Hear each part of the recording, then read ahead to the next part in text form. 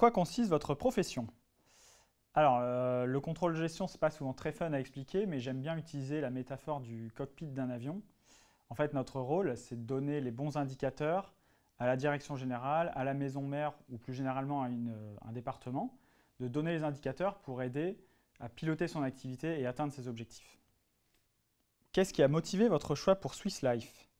Alors Swiss Life, ça fait maintenant 4 ans que j'y suis et en fait ce qui m'a motivé c'est la transversalité à la fois du poste et de l'entreprise. D'abord du poste puisqu'en fait on travaille sur plein de sujets, évidemment financiers dans un premier temps, mais aussi des sujets RH, IT et des projets stratégiques à l'entreprise de façon générale. Et dans un deuxième temps, là aussi la transversalité de l'entreprise puisqu'en fait on fait tous les types de métiers, l'assurance vie, la santé-prévoyance, du dommage, et on a aussi des métiers non assurantiels comme la banque privée et le courtage.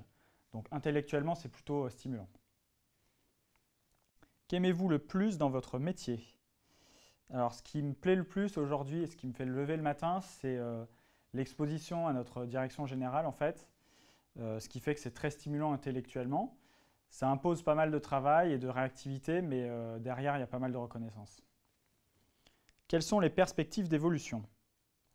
Alors au contrôle de gestion, on a un positionnement très transverse, ce qui fait qu'on a interagi avec beaucoup de directions différentes, des métiers différents. Donc derrière, on a beaucoup d'opportunités de mobilité interne. Quel est votre moyen de décompresser? Alors, je joue moi-même au rugby, donc en fait, je décompresse le week-end avec un bon plaquage sur le terrain. J'enchaîne avec la bière avec les copains. Et sinon, de façon générale, en semaine, pas de plaquage au boulot, mais on a une équipe plutôt jeune, dynamique et très soudée au contrôle de gestion. Et accessoirement, on est aussi un peu gourmand puisqu'on se fait pas mal de petits déjeuners d'équipe. Qu'est-ce que la réussite pour vous? Alors la réussite, c'est atteindre ses objectifs, mais c'est une réponse un peu bateau. Donc pour moi, la réussite, c'est rendre heureux et fier son entourage, et je préfère avant tout la réussite collective plutôt que la réussite individuelle.